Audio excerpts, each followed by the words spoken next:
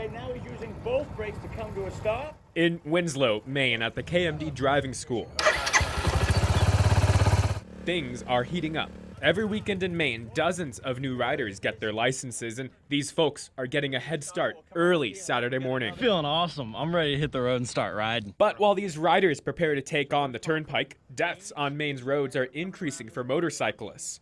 KMD Driving School monitors accidents with the Department of Transportation. This year isn't even over, and the DOT has seen around 27 deaths. Last year, there were 22 for the entire year. And that's when I decided to take a motorcycle safety course myself and find out how these courses are preparing motorists for the road.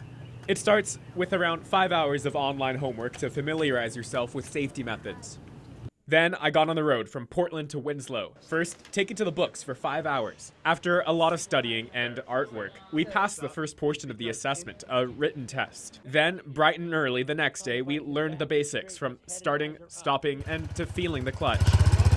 Alex Clark is a new student trying to get his license. Because when I'm riding around off-road or when I'm riding around in the park, I'm not really thinking about what type of things to look out for when I'm on the road, so I actually really appreciate this class. Taking it one step at a time and reviewing each step of our bike and performance. Then finally, on the third day, we put it all in practice.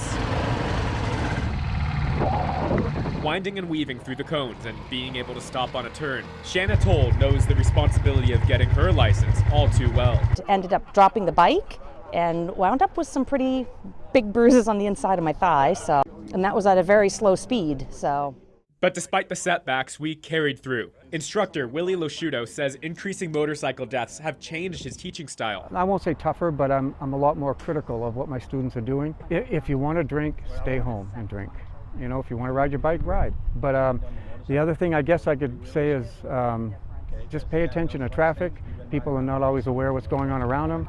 And don't ride beyond your skill level. And it's good to be smart yourself on the road. You're looking at a new group of Maine motorists, as many earned their license this weekend. So if you see them out on the road, give them a wave. So after 3 days of long classes and tons of valuable safety lessons, I actually was able to get my motorcycle license as well.